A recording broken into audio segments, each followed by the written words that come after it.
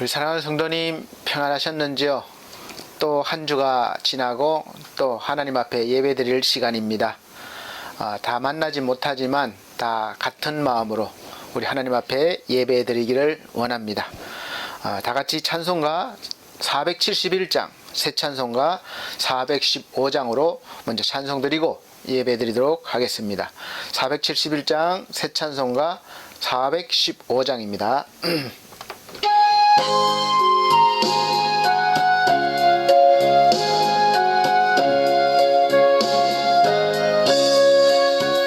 십자가 그늘 아래 나 쉬기 원하네.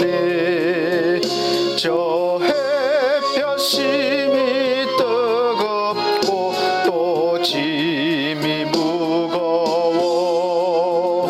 이 광야 같은 세상에 늘 방황할 때에 주 십자가의 그늘에 내 쉴 곳 찾았네.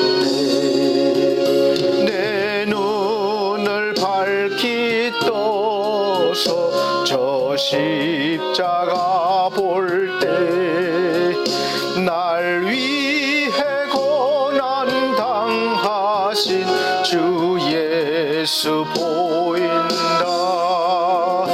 그 형상 볼 때 내 맘에 큰 찔림 받아서 그 사랑 감당 못하여 눈물만 흘렸네. 십자가 그늘에서 나 길이 살겠네. 나 사모하는 광채는 주 얼굴뿐이라. 이 세상 나를 버려도 나 두려움 없네. 내 한량 없는 영광은 십자가 뿐이라.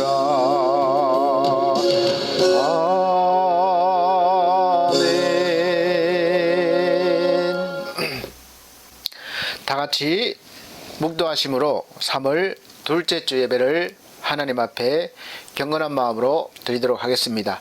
다 같이 묵도하시겠습니다.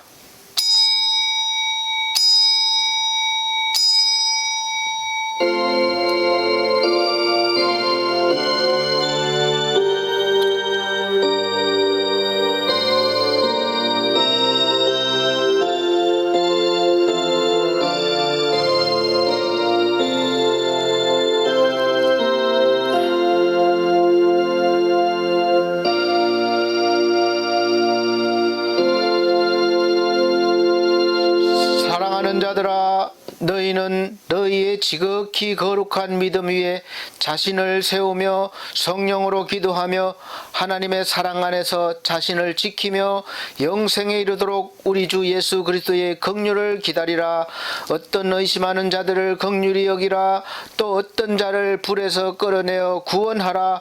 또 어떤 자를 그 육체로 더럽힌 옷까지도 미워하되 두려움으로 긍휼히 여기라.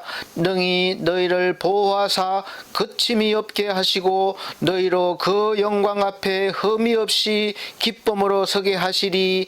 곧 우리 구주 홀로 하나이신 하나님께 우리 주 예수 그리스도로 말미암아 영광과 위엄과 권력과 권세가 영원 전부터 이제와 영원토록 있을지어다. 아멘. 네, 다 같이 찬송가 23장으로 찬송 드리겠습니다. 새 찬송가도 23장입니다. 23장 찬송 드리겠습니다.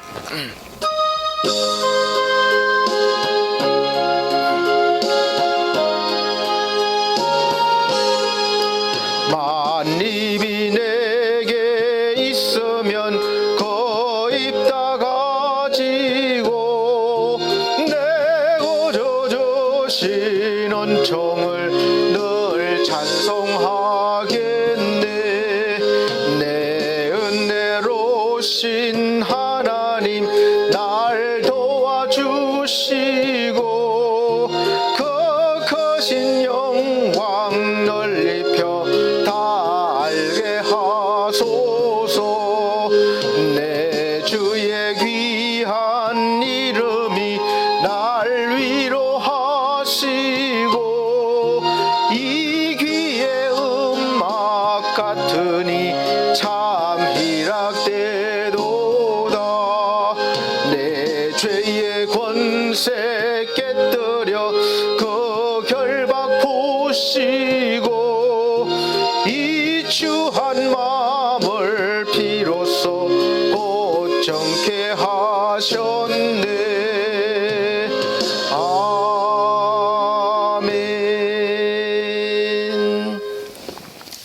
내가 다치 성시교독입니다. 교독문 11번, 새 성경책은 16번입니다. 찬송가대의 교독문 11번, 새 성경책은 16번입니다. 시편 28편입니다.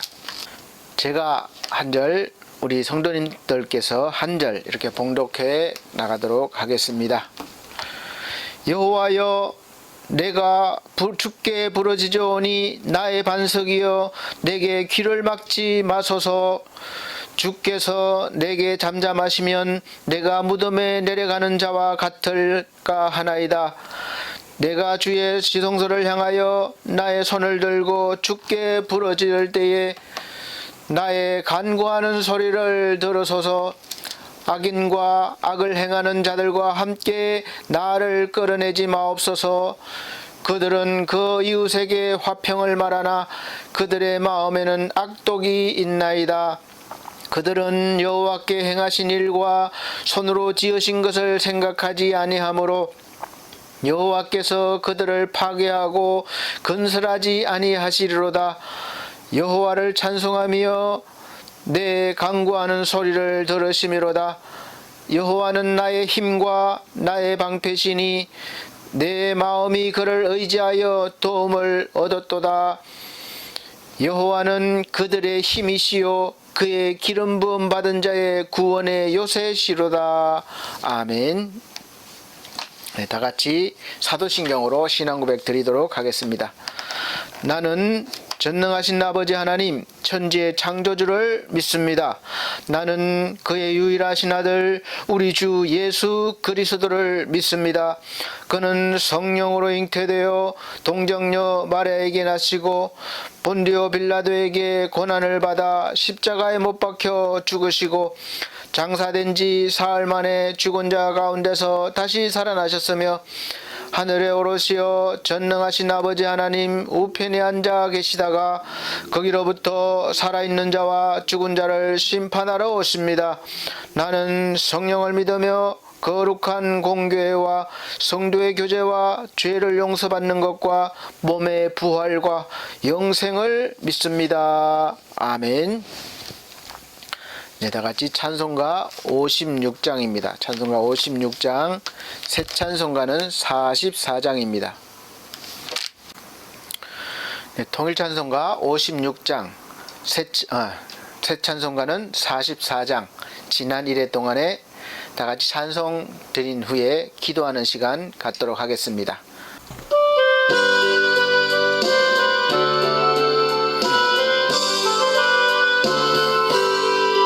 지난 1회 동안에 예수 인도했으니 주의 전에 모여서 감사 찬송합니다.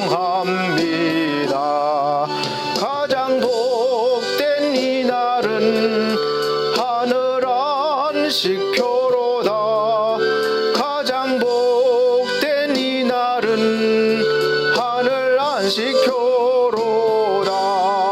주의 공로 힘입어 은혜 주심 빌 때에 화목하게 하시고 죄를 벗겨주소서.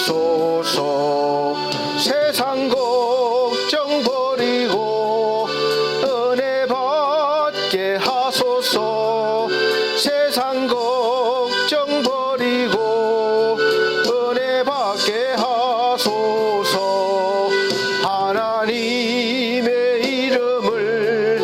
찬송하러 왔으니 모임 중에 계시고 영광 나타내소서. 기쁜 하늘 잔치에 참여하게 하소서. 기쁜 하늘 잔치에 참여하게 하소서. 주의 기쁜 복음을 모두 듣게 하시고 주의 은혜 베풀어 위로하여 주소서. 주님 오실 때까지 이 날 지키리로다. 주님 오실 때까지 이 날 지키리로다.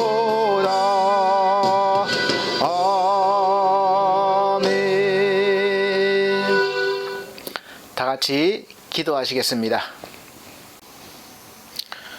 사랑과 은혜가 많으신 우리 아버지 하나님, 하나님의 사랑 속에 살아가면서도 한 주간 어떻게 살아왔는지 또 어떤 모습으로 살아왔는지 뒤돌아보면 참으로 부끄럽기 그지없고 참으로 어떻게 살았는지 목표도 없이 온 것 같습니다. 주여, 하나님께서 우리를 부르심은 분명한 목적과 은혜가 있을진데 우리가 그것을 잊어버리고 나를 위하여, 참으로 나를 위하여 살 때가 너무나 많이 있음을 되돌아봅니다. 우리 하나님, 나의 욕심과 나의 욕망을 위해서 오늘도 하나님 앞에 나의 것을 구하며 또 나왔는지도 모르겠습니다. 우리에게 닥친 모든 문제와 또 건강과 여러 가지 어려움들을 이 시간 부끄럽지만 또 내려놓습니다. 주님, 우리의 연약함을 용서해 주시고 우리의 부족함을 채워 주옵소서. 주의 성령으로 충만케 채워 주시옵소서. 그리하여 이제 우리가 믿음으로 다시 일어서며 믿음으로 더 성숙하여져서 하나님의 영광을 바라보며 하나님의 뜻을 이루어갈 수 있는 거룩한 믿음의 성도들이 되게 하여 주시옵소서. 우리 하나님, 이 시간 말씀으로 채우기를 원합니다.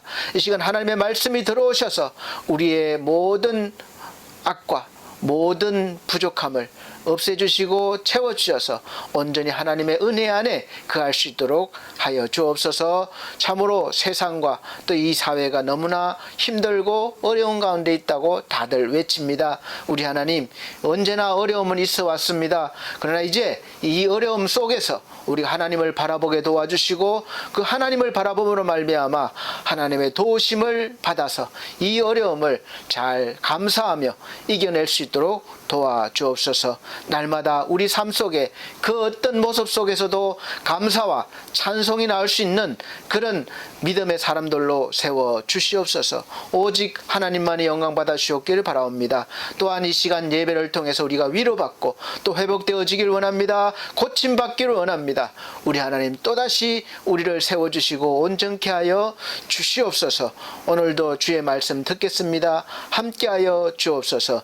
예수 그리스도의 이름으로 감사하며 기도드리옵나이다. 아멘.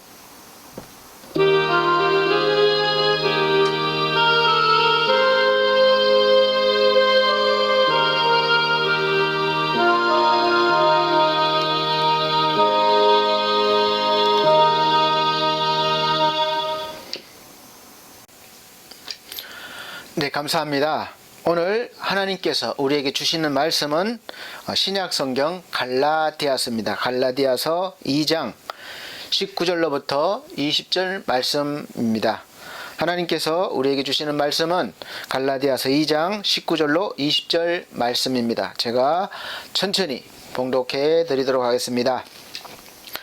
내가 율법으로 말미암아 율법에 대하여 죽었나니 이는 하나님에 대하여 살려 함이라.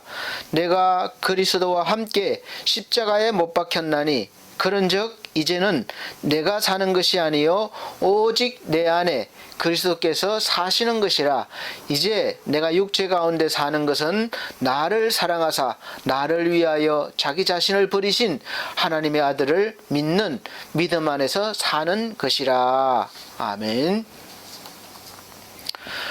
우리 사랑하는 성도님, 참 평안하셨는지요? 오늘도 하나님께서 우리를 부르시고 또 은혜 주시기 위해서 이 자리에서 말씀을 듣게 하셨습니다. 말씀을 듣는 가운데 또 은혜로 채워주시기를 이 시간 간절히 바라고 또 하나님의 은총을 받으시기를 예수 그리스도로 축복합니다. 일주일간 어떻게 사셨는지요? 또 사순절 기간을 지내시면서 또 나와의 싸움 어떻게 잘 이겨내셨습니까? 늘 저를 비롯해서 우리 사랑하는 여러분들도 날마다 자신과의 싸움이 치열하실 것입니다. 그래서 그 가운데 우리가 이기기도 하고 지기도 하고 그런 가운데 늘 있지만 그러나 늘 그 가운데서 우리 하나님께서 우리를 붙잡아 주심을 믿으시길 바랍니다. 올해를 시작한 것이 불과 얼마 전인 것 같은데 벌써 3월 이제 중순을 향해서 또 달려가고 있습니다. 우리 사랑하는 성도 여러분, 또 지난 또 2개월, 3개월간 또 너무 수고 많으셨습니다.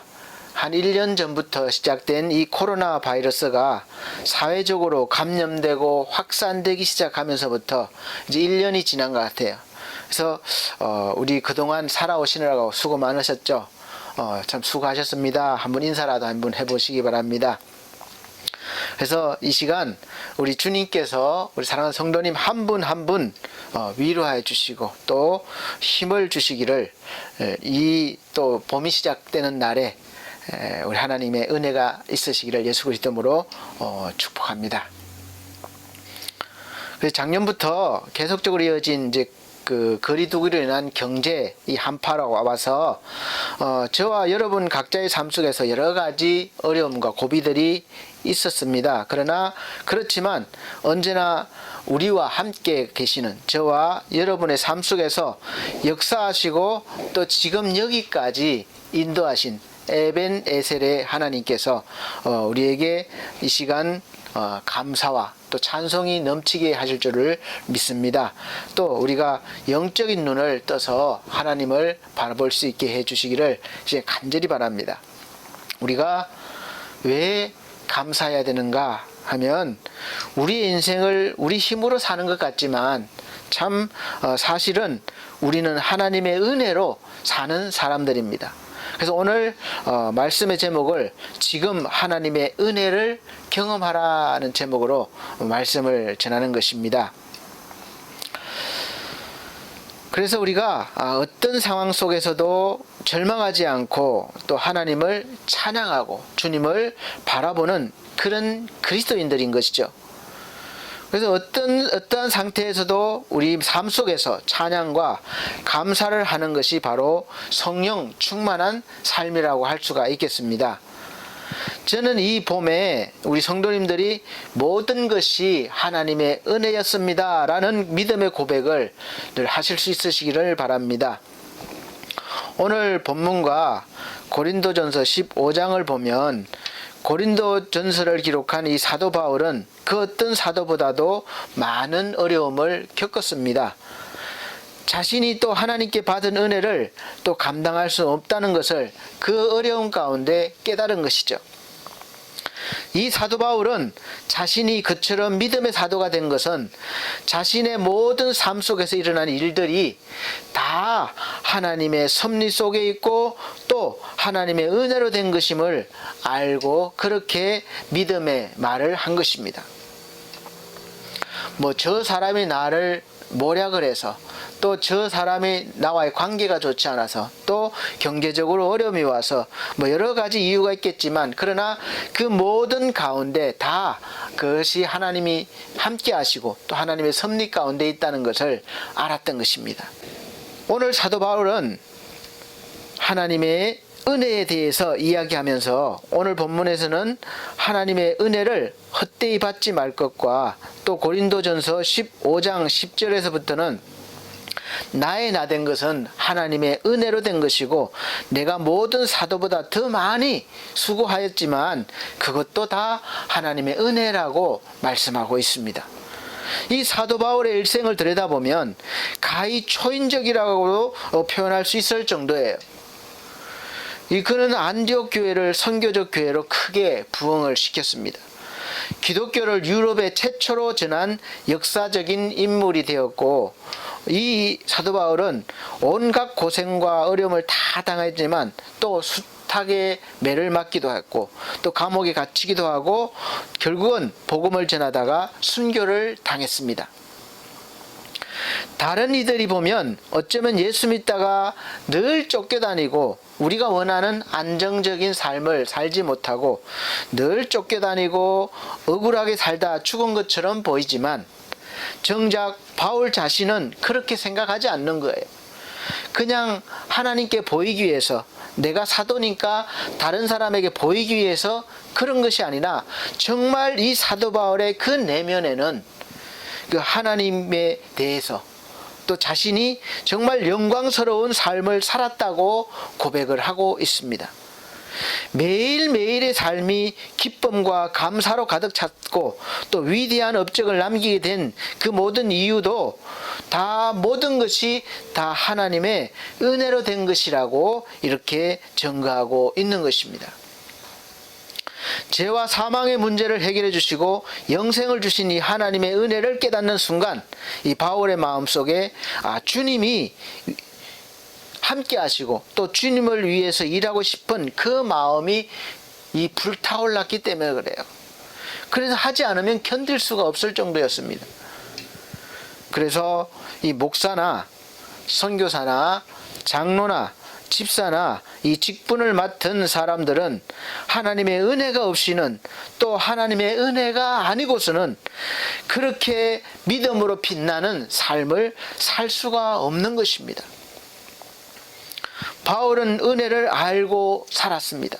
그러기에 바울의 삶은 어려움 속에서도 고난 속에서도 기쁨이 있었고 또 감사가 있었습니다. 그 속에 가득 차 있었기 때문에 쿵 누르면 기쁨이 나오고 찬송이 나오는 거예요. 감사가 나오는 거예요. 그냥 억지로 막 짜내듯이 짜내는 게 아닙니다. 누가 시켜서 하는 것도 아니에요. 그 속에 하나님의 은혜로 채워졌기 때문에, 충만했기 때문에 언제나 그의 삶 속에서는 이러한 감사와 찬송이 나왔던 것입니다. 그래서 절대적인 헌신이 가능했던 것이죠. 우리 사랑하는 성도 여러분, 지금 여러분이 어떤 직분을 맡고 계시든지 이 성도로 살아가시면서 여러분의 삶에 기쁨과 감사가 넘치면서 살아가시고 또 여러분이 맡은 직분을 감당하고 계시고 있습니까? 종교개혁자 마틴 루터는 하나님의 은혜는 마른 땅에 적시는 여름날의 소낙비와 같다고 했습니다.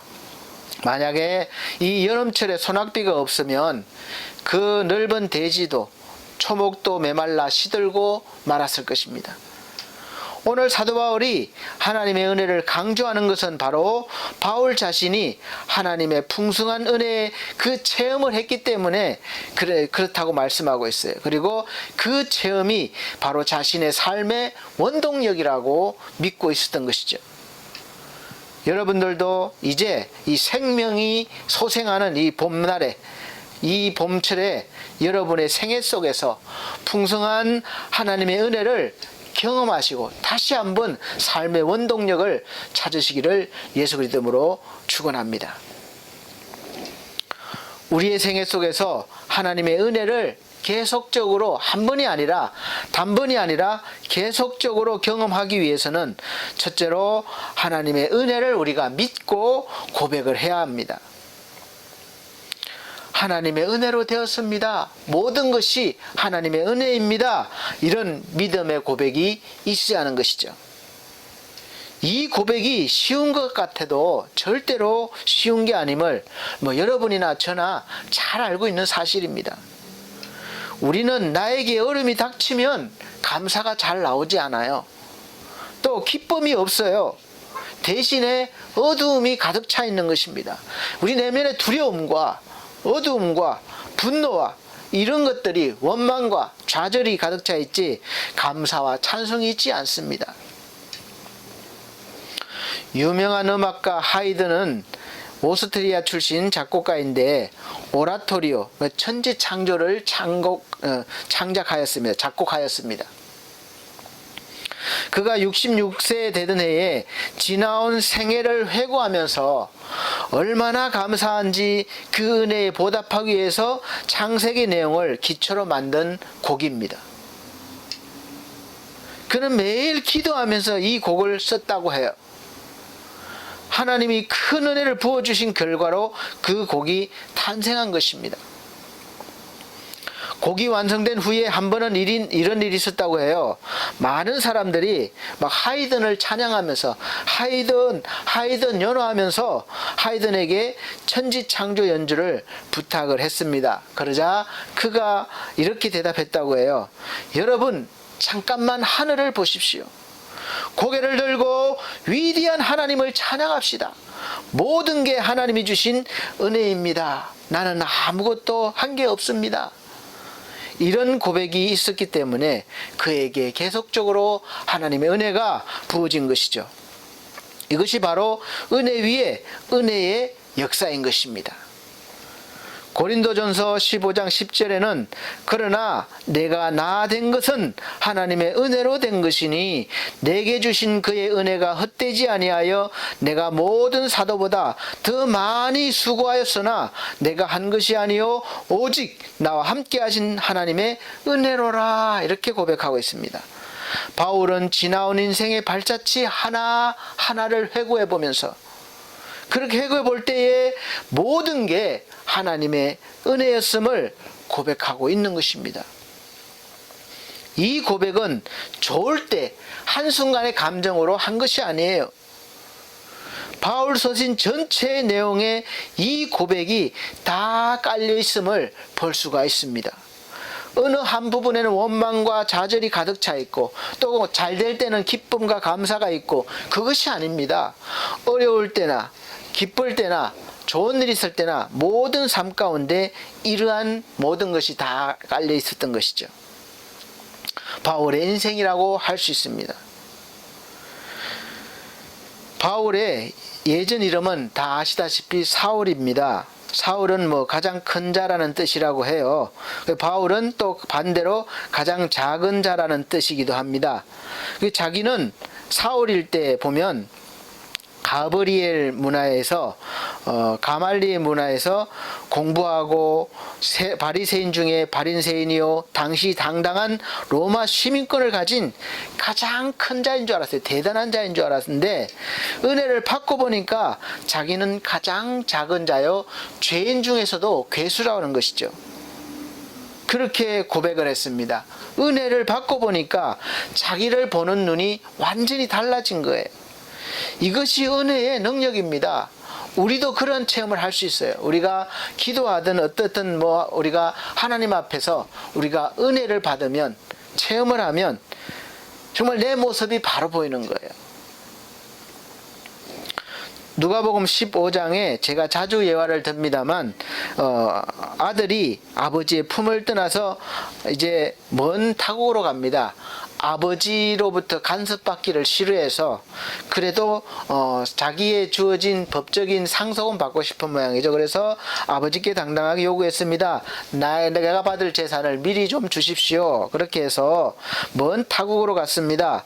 그렇게 살다가 성경에는 허랑방탕하게 살았다 그랬는데 어떻게 살았는지 자세히는 알 수 없지만 하여간 자기 마음대로 간섭 없이 살았다는 것이죠.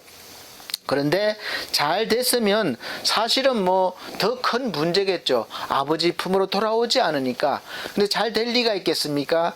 그래서 결국은 다 자기 재산을 다 없애버리고 남의 집에 종살이 하면 들어갔는데 자기 먹을 것, 돼지가 먹을 것도 제대로 먹지 못해서 그런 상황이 올 때에 그때서야 아버지의 품을 깨달았던 것이죠. 아버지의 품에 있을 때가 은혜였다는 것을 깨달은 것이죠. 그래서 누가복음 15장 18절 보면 내가 일어나서 아버지께 가서 이르기를 아버지여 내가 하늘과 아버지께 죄를 얻어 싸우며 아멘. 이것이 가장 올바른 회개의 단계입니다. 우리가 깨닫긴 깨닫는데 돌아가지 않으면 이건 진정한 회개가 아닙니다. 깨달았으면 본래 그 아버지의 품으로 돌아가야 되는 거예요. 그냥 계속 그 상태로 살면 안 되는 것입니다. 그리고 누가복음 18장에도 보면 바리새인과 세리의 기도가 기록이 되어 있습니다. 비교가 되어 있는 거죠. 18장 19절에서 14절까지 기록되어 있습니다. 그래서 보면 자기 스스로 의롭다고 생각하는 이 바리새인과 또 부정하게 세금을 많이 거두고 있는 그 악한 사람인 세리의 모습이 나오는 거예요. 이 바리새인들은 자기의 모습을 제대로 보지 못합니다. 그래서 늘 당당하게 여깁니다. 의롭다고 생각해요. 그래서 부끄러움을 모르는 바리새인의 기도와 또 반대로 자기가 악한 줄 압니다. 부끄러운 줄 알아요. 그런 세리가 감히 하늘을 우러러보지 못하고 기도하는 모습이 있습니다. 이 세리의 기도에 주님은 자기가 죄인인 줄 아는 사람이 하나님께 의롭다함을 받고 하나님의 집에 들어간다고 이렇게 비유로 말씀하셨습니다. 우리는 예수님을 만났을 때 죄인이었던 나, 허물 많았던 나, 쓸모없었던 내 모습, 연약한 나를 제대로 이제는 보게 됩니다. 자신의 삶에서 부끄러움을 알게 되는 거죠. 그래서 미안함을 알게 됩니다. 삶 속에서 진정한 부끄러움은 하나님의 은혜가 있을 때 나타나게 되는 현상입니다. 그리고 그 다음에는 이제 주의 은혜로 거듭난 나를 보게 되는 거죠. 내가 그 부끄럽고 추한 모습에서 얼마나 멋있고 아름다운 모습으로 변했는지 알게 되는 거죠. 그래서 감사가 나오는 거예요. 그래서 감격이 나오고 찬송이 나오는 거예요. 영화배우인 피터 셀러스는 내가 아는 한 나는 아무것도 아닙니다 라고 이야기를 했습니다. 오늘 나는 아무것도 아니고 오직 하나님의 은혜로 살고 있다는 고백이 있어야 할 것입니다. 프랑스 루브르 박물관에 가보면 좋은 작품들과 그림에는 이 가격이 붙어 있는데 레오나르도 다빈치의 모나리자 밑에는 값이 없다라고 표기되어 있다고 합니다. 왜 그렇습니까? 너무나 가치 있기 때문에 가격을 책정할 수가 없다는 것입니다. 이 하나님의 은혜도 이와 마찬가지입니다. 하나님의 은혜는 그 어떤 것과도 비교할 수 없는 아주 소중한 그런 은혜입니다. 그래서 값을 지불할 수가 없기 때문에 하나님은 우리에게 그냥 공짜로 믿기만 하면 주시는 것입니다. 감히 우리 인간편에서 값을 치를 수가 없기 때문에 그렇습니다. 그래서 그것을 잘 아시는 하나님께서 그냥 은혜로 주시는 것입니다. 그러니 감사하지 않을 수가 있겠습니까? 우리 인생이 오직 하나님의 은혜로 된 것임을 깨닫게 되면 우리는 저절로 이런 고백에 도달하게 됩니다. 시편 116편 12절 말씀, 내게 주신 모든 은혜를 내가 여호와께 무엇으로 보답할까? 할렐루야. 우리가 무엇으로 하나님께 보답할 수가 있겠습니까? 여러분, 이런 고백이 날마다 여러분 속에 있으시기 원합니다. 그런데 사탄은 우리에게 이렇게 말할 수 있습니다. 지금까지 너의 힘으로 살아왔잖아. 내가 엄청나게 노력했잖아. 그러니까 앞으로도 내 힘으로 잘할 수 있을 거야. 또 반대로는 너는 안 돼. 너는 실패할 것이고 너는 넘어질 거야. 너에겐 지금까지 절망뿐이었잖아. 그러니까 희망도 갖지 말고 그런 생각도 하지 마. 너는 본래부터 안 될 운명을 가지고 태어난 사람이야. 그러나 사랑하는 성도 여러분, 악한 마귀가 그렇게 우리 속삭이더라도 우리가 하나님의 은혜 속에 있음을 아시길 바랍니다. 우리가 누구나 넘어짐을 경험할 수는 있겠지만 하나님의 은혜로 우리는 다시 일어날 것을 믿어야 합니다. 성경 말씀 이사야 41장 8절에서 10절은 이렇게 말씀합니다. 그러나 나의 종 너 이스라엘아, 내가 택한 야곱아, 나의 벗 아브라함의 자손아, 바로 우리를 향하신 말씀이에요.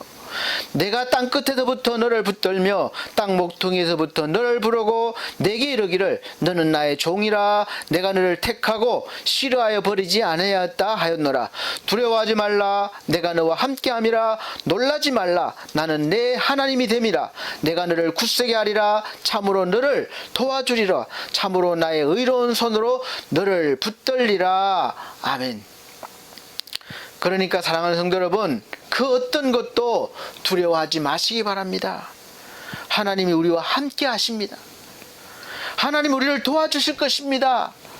우리가 믿음으로 제대로 살지 못할 때도 하나님은 우리를 외면하지 않으시고 믿음으로 제대로 살 수 있도록 계속해서 도와주시는 것이죠.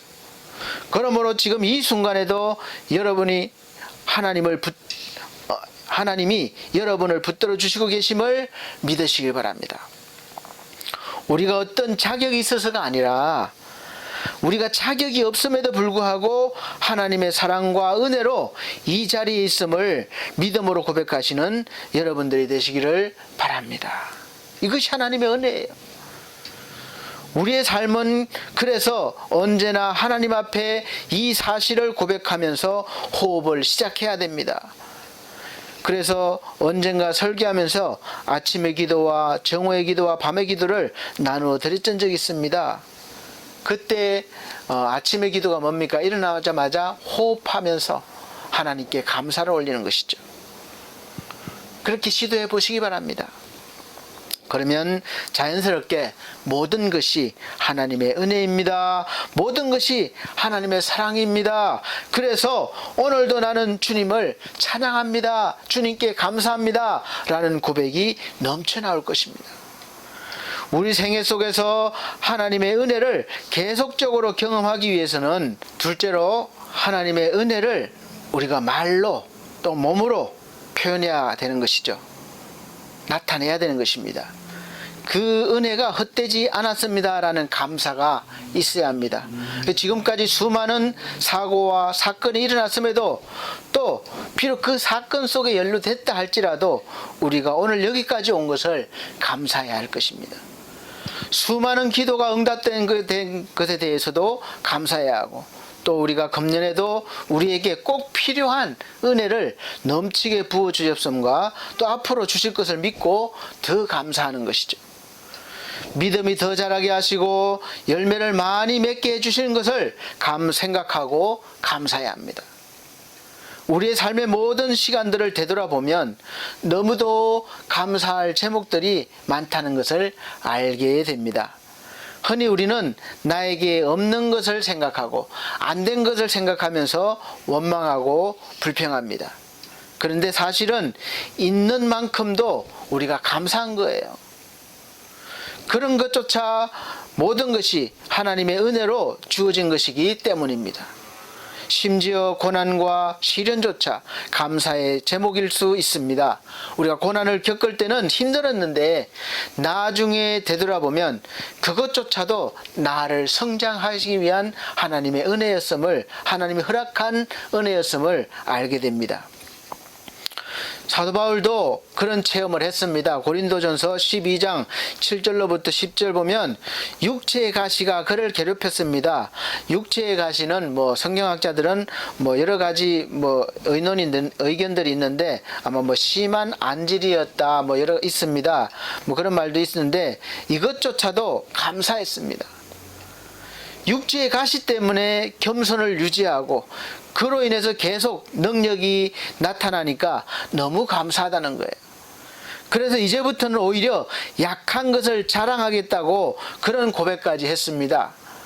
세상에 어느 누가 약한 것을 자랑할 사람이 있겠습니까? 약한 것을 감추려고 하고 숨기려고 하고 보여주지 않으려고 하는 것이 사람들입니다. 그러나 사도 바울은 자기가 약할 때 하나님을 더 의지하고 또 더 의지하게 되니까 더 능력이 나오는 것을 깨닫게 된 것이죠. 그래서 약한 것을 오히려 자랑하겠다 이렇게 표현한 것은 오직 하나님만 더 의지하겠다 이런 반대 표현이 되겠죠. 헬렌 켈러는 삼중 장애를 가지고 있었습니다. 시각장애, 청각장애, 그리고 언어장애를 가지고 태어났습니다. 정말 우리가 어떻게 봐도 좋은 그런 인생이 아닐 정도로 절망할 조건을 다 가지고 있었던 것이죠. 그런데 그가 하나님의 은혜를 알았습니다. 그래서 어떤 사람이 조심스럽게 물었어요. 그녀에게 혹시 이렇게 태어나게 하신 하나님이 원망스럽지 않습니까? 그러자 헬렌 켈러가 이렇게 대답했습니다. 은혜를 헤아리기도 바쁜데 어찌 원망할 시간이 있겠습니까? 감사하고 기뻐하기만 해도 시간이 모자랄 지경입니다. 얼마나 놀라운 고백입니까? 하나님의 은혜에 대한 믿음의 감점의 차이가 이렇게 큰 것이죠. 이런 사람에게 어찌 하나님이 은혜를 계속해서 베풀지 않으시겠습니까? 마침내 장애인 최초로 대학 교육을 받고 그것도 하버드 대학교입니다. 사회복지가로서 세계적인 명성을 누리게 되었습니다. 그녀는 고난으로 인해서 오히려 하나님께 더 크게 영광을 돌리는 그런 인생을 살았던 것이죠. 그래서 겸손한 자가 감사할 수 있고 감사하는 자에게서 하나님의 은혜가 더욱 넘쳐나는 것을 볼 수가 있습니다. 사실 성도들이 경험하는 모든 것들이 우리가 하나님의 주권을 믿고 있다고 해서 당장에 악한 일이 선한 일로 싹 바뀌고 또 악한 상황이 좋은 상황으로 바로바로 바뀌고 또 실패의 환경이 성공적인 환경으로 바뀌지 않을 때가 너무 많은 것을 알 수 있습니다. 그렇지 않다는 걸 알 수 있어요. 오랫동안 우리에게 주어진 이 상황은 우리가 생각하기에 나쁘고 악하고 고단한 상황 그대로 머물러 있을 수도 있습니다. 그래도 우리는 여전히 감사할 수 있는 사람들입니다. 그 와중에도 그 상황 속에서도 우리는 하나님을 찬양하고 하나님을 기뻐하고 하나님께 감사할 수 있는 사람들로 지음받았고 부름받았기 때문에 그렇습니다. 그리고 더 핵심적인 이유는 우리를 하나님이 붙잡고 계시다는 것입니다. 할렐루야. 그리고 우리를 때로는 그렇게 내버려두는 이유는 하나님께서 우리를 얼마 동안 그 어려운 상황 속에서도 우리를 인격적으로 또 신앙적으로 변화시키는 그런 시간들을 보내게 하신다고 여기시면 되겠습니다. 그때 우리를 둘러싼 모든 고난은 우리의 인격을 연단시키는 또 믿음을 연단시키는 도구가 되는 것이죠.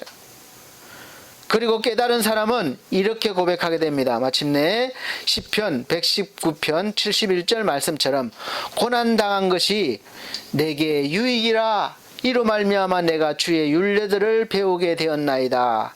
이 고난을 통해서 하나님의 진실한 뜻을 알게 되었다는 고백입니다. 그리고 하나님께서는 계속 다듬어 빚으시는 인격의 모형은 바로 예수 그리스도의 형상입니다. 그래서 하나님께서 성령을 부어주시고 예수 그리스도의 장성한 분량이 충만한 데까지 자라게 하시려는 것이에요. 로마서 8장 29절 말씀 보면 하나님이 미리 아신 자들을 또한 그 아들의 형상을 본받게 하기 위하여 미리 정하셨으니, 여기에서 이 아들의 형상을 본받게 하기 위하여 라는 말씀, 하나님은 바로 이 목적을 마음에 두시고 때로는 고난을 사용해서 우리를 다듬어 주시는 것이죠.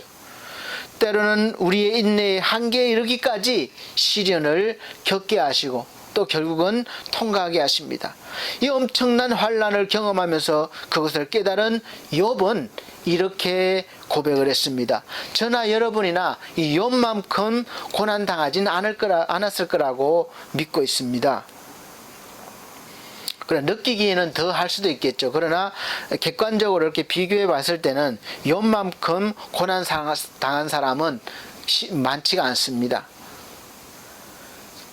그래서 그가 깨달은 그 고백이 내가 가는 길을 그가 아시나니 그가 나를 단련하신 후에는 내가 순금같이 정금같이 되어 나오리라, 이렇게 고백을 했습니다. 그러나 성도가 하나님의 깊고 오묘하신 뜻을 알지 못하면 어떤 반응을 보입니까? 원망합니다. 불평합니다. 믿음에서 떠나가 버립니다.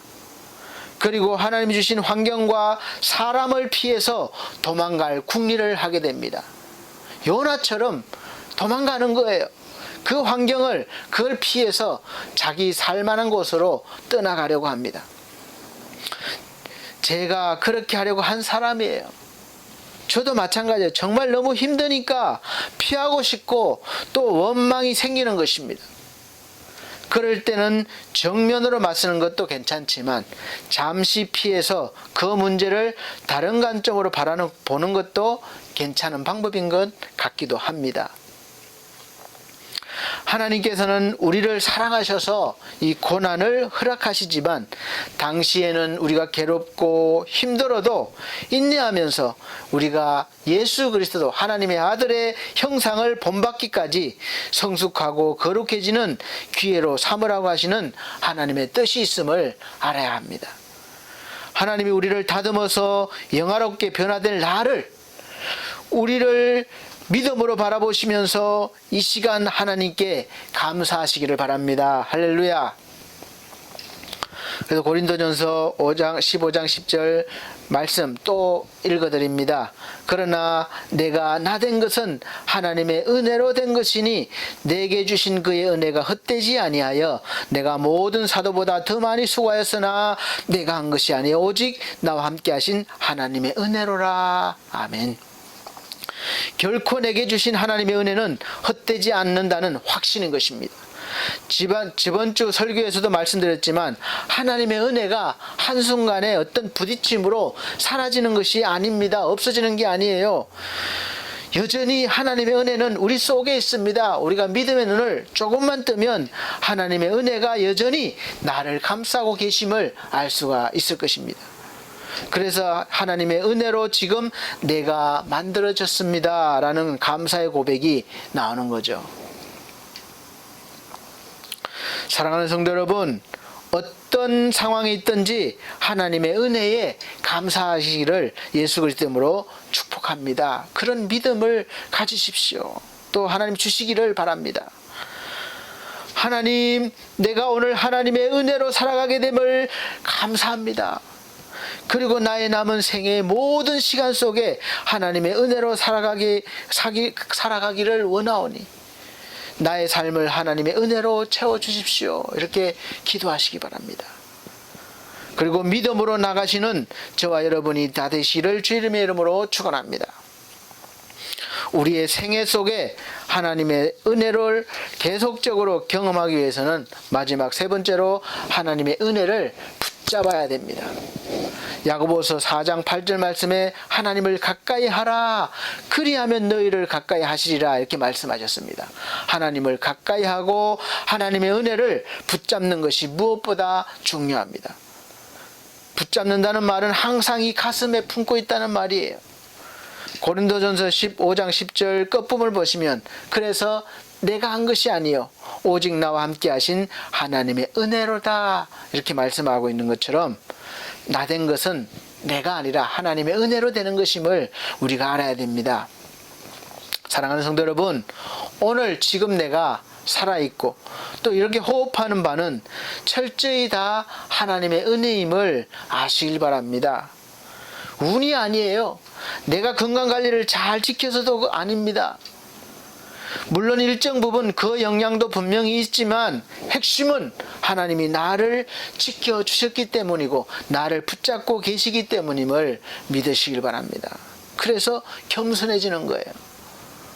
우리의 살아가는 삶의 기회도 철저히 하나님의 은혜 속에서 주어지는 것입니다.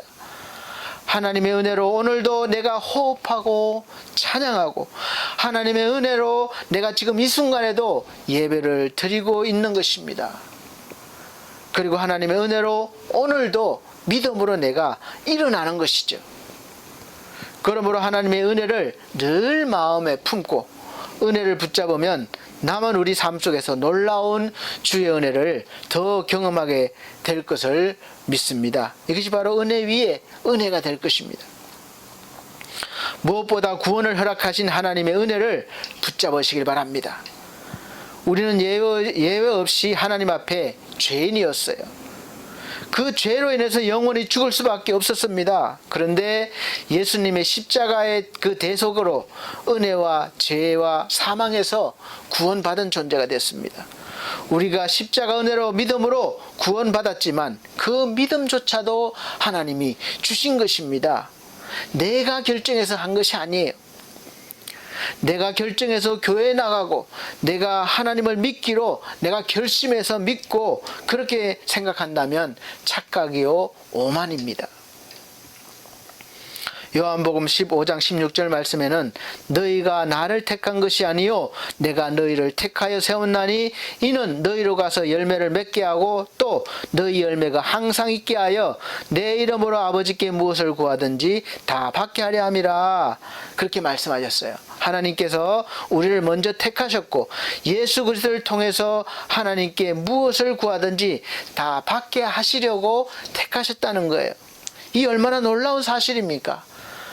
놀라운 소식 아닙니까? 내가 뭐가 한 게 있다고, 뭐가 내가 예뻐서 그렇게 해주신다는 말입니까? 저는 개인적으로 예수님을 믿으려고 처음부터 마음먹고 교회를 나간 것이 아닌 사람입니다. 오히려 나쁜 감정으로 갔어요. 그리고 목사가 되고 싶어서 신학교를 다니고 목사 안수를 받은 것도 아니었어요. 처음부터 그런 건 아니었습니다. 되돌아보면 항상 하나님께서 먼저 그런 마음을 주셨고 또 그런 결정을 하게 하셨습니다.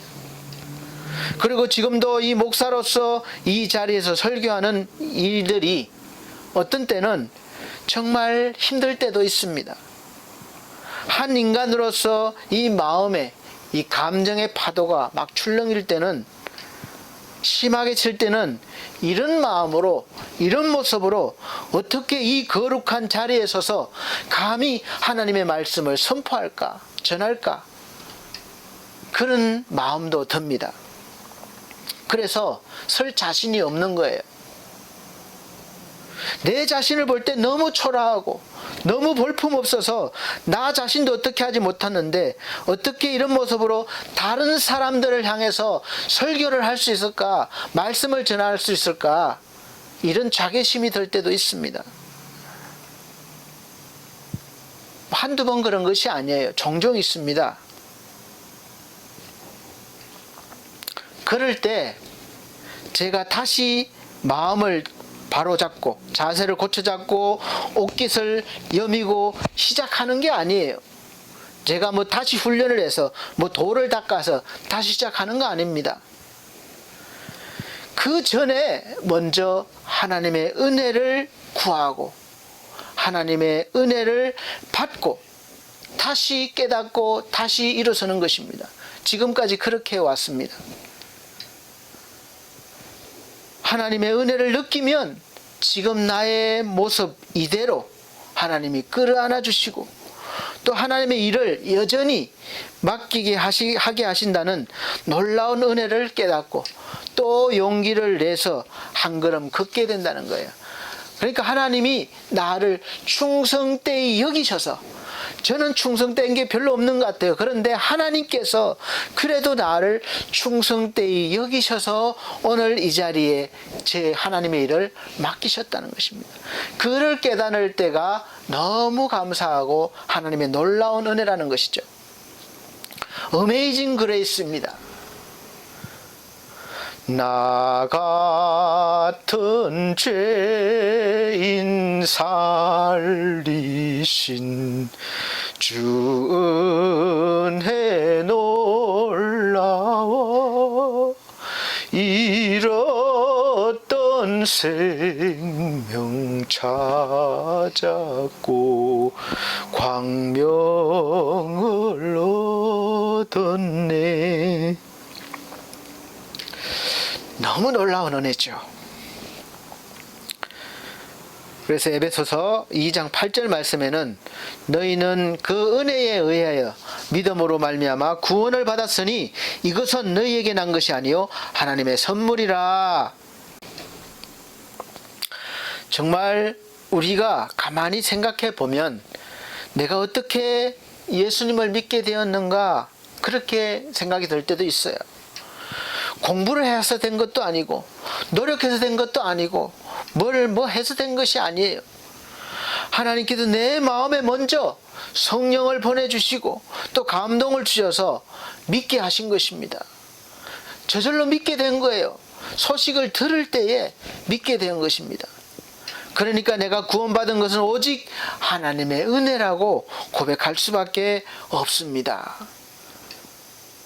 하나님의 은혜를 붙잡고 하나님의 은혜를 의지한다면 하나님은 그 은혜 위에 구원의 은혜를 더하셔서 그 은혜를 깨닫게 하시고 그 은혜로 우리의 삶을 인도하시고 살아가게 하시고 나를 변화시켜 나가십니다.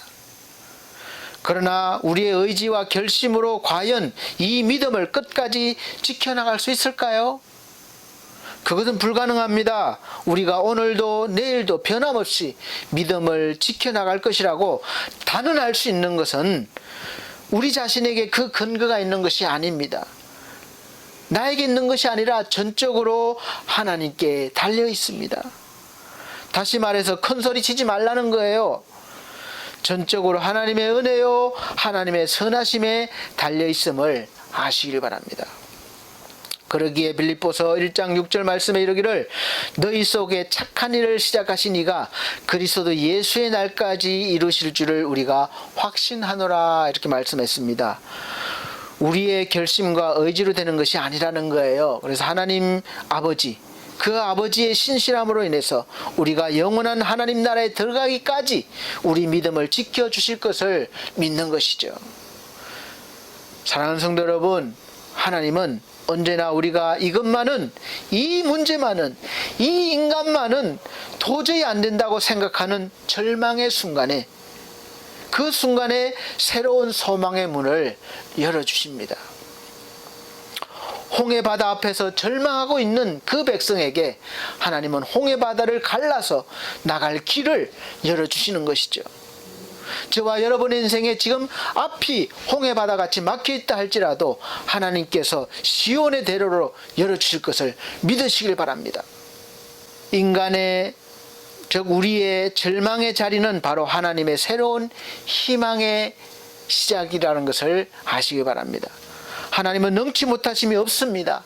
그래서 내가 끝났다고 생각하는 그 순간에 새로운 창조를 시작하시고 새로운 내 인생길을 열어주심을 믿으시고 소망을 품으시길 바랍니다.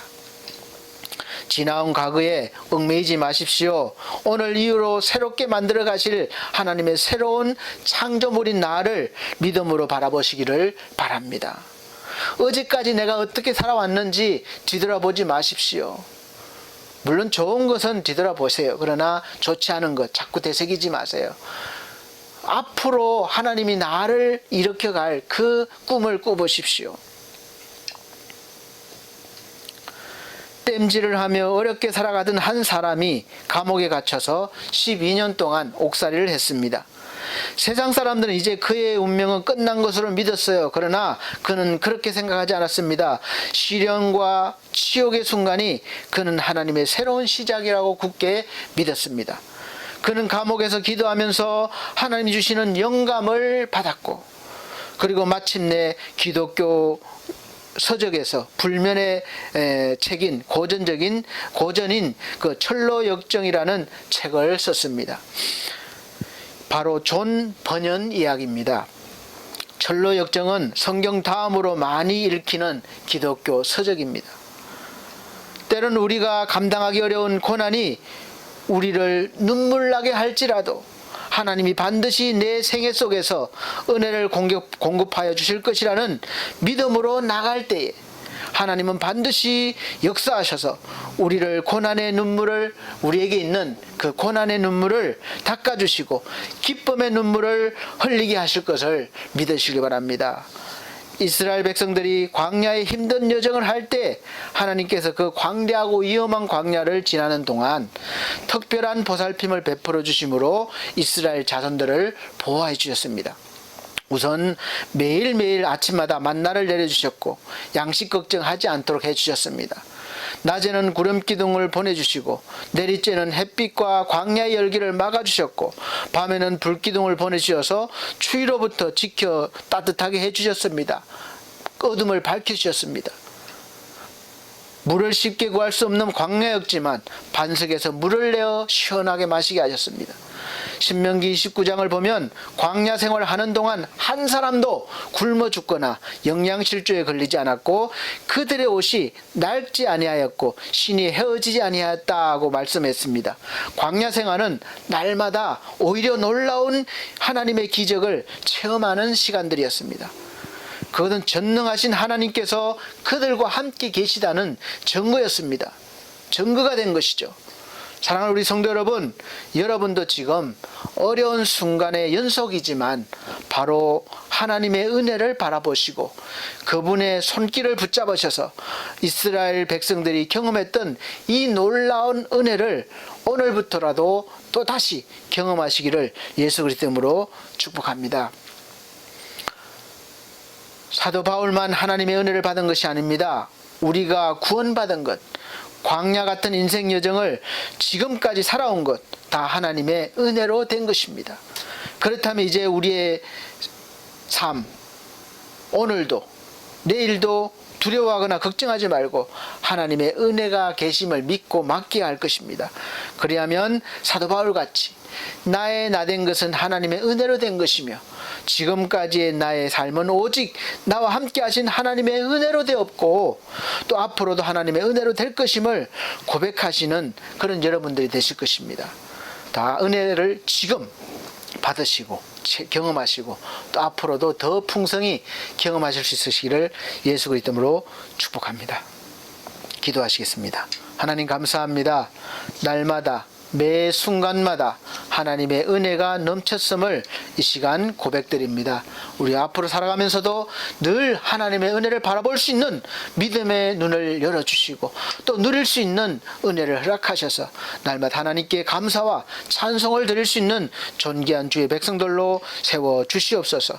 감사드리며 예수님 이름으로 기도합나이다. 아멘. 네, 찬송가 137장 새 찬송가 251장 다 같이 드리시면서 준비하신 예물 드리는 시간 갖도록 하겠습니다. 새 찬송가는 251장, 통일 찬송가 137장입니다.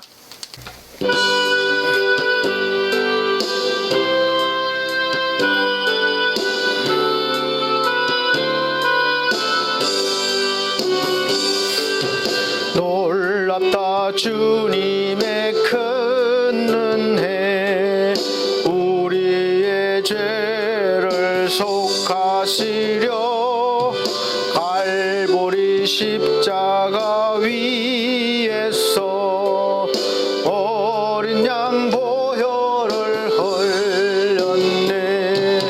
주의 은혜 우리의 죄를 다 씻었네. 주의 은혜 우리의 죄를 다 씻었네. 죄악은 성난 파도같이 우리 영혼을 위협하나 헤아릴 수 없는 주 은혜 십자가에서 보이셨네. 주의 은혜 우리의 죄를 다 씻었네. 주의 은혜 우리의 죄를 다 씻었네.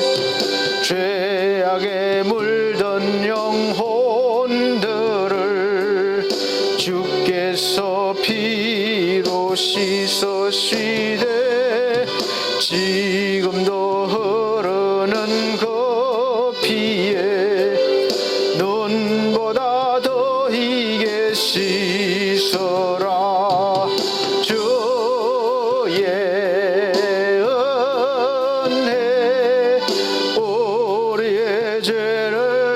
씻었네.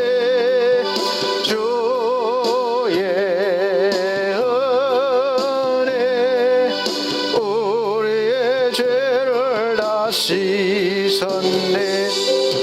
비할 수 없는 건혜를 믿는 자에게 거저 주네. 형제여 주 앞에 나와서 더 지체 말고 곧 받으라. 주의 은혜 우리의 죄를 다 씻었네. 주의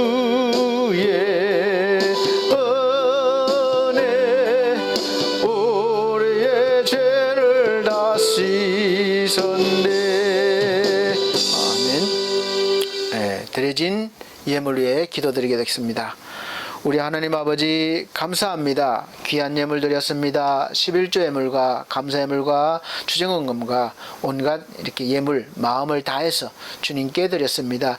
우리 아버지 하나님 아름다운 손길을 기억하시고 또 몸으로 마음으로 헌신한 귀한 영혼들도 기억해 주시옵소서. 모든 것이 하나님의 은혜로 되어졌음을 고백드리는 믿음의 예물들입니다.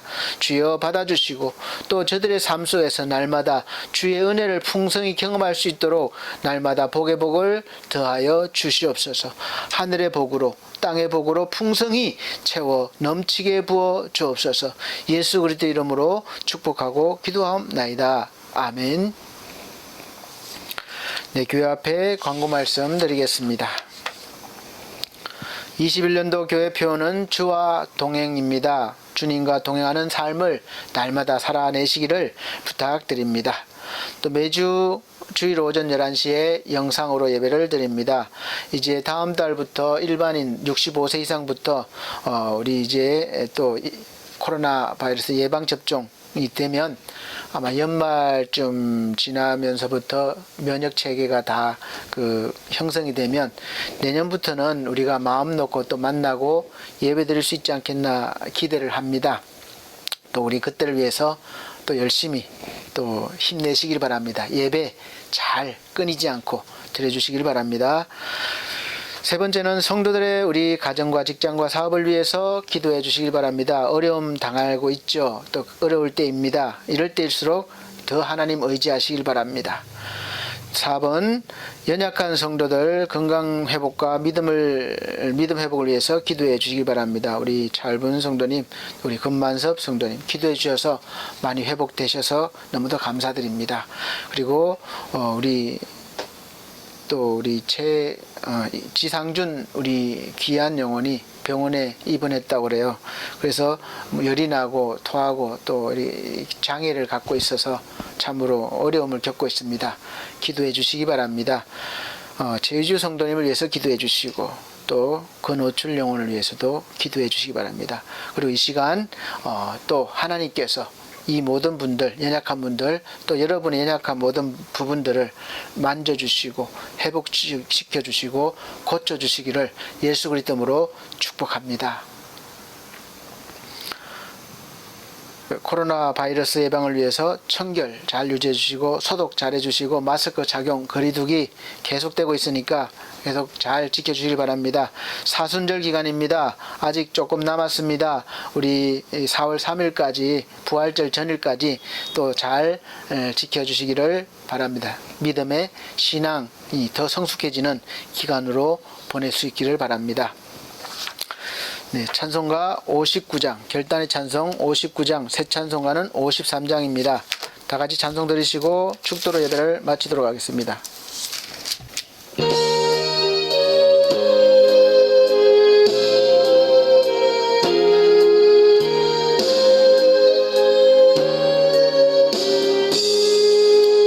성전을 떠나가기 전 머리를 숙일 때 주께서 함께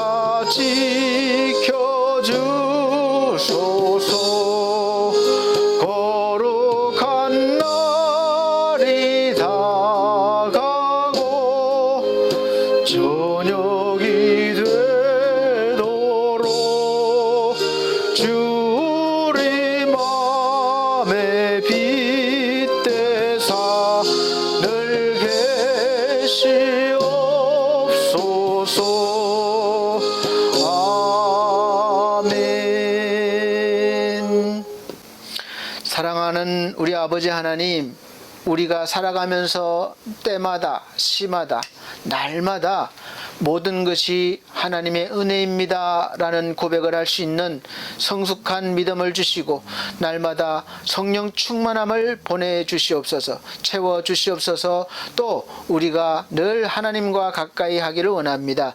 우리의 심령들이 늘 주님과 동행하는 삶을 살게 하여 주시옵소서.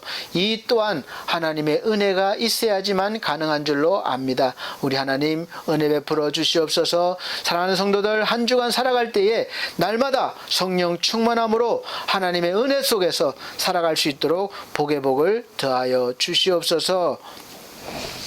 이제는 우리 주 예수 그리스도의 은혜와 하나님의 극진하신 사랑과 성령님의 감화감동 교통하신 은혜가 오늘 말씀을 듣고 날마다 하나님의 은혜에 감격하며 하나님의 은혜를 경험하며 살기를 원하는, 그리하여 하나님께 영광을 돌리길 원하는 사랑하는 성도들 머리 위에, 이 나라의 민족 위에 지금으로부터 영원토록 함께 계실지어다. 아멘.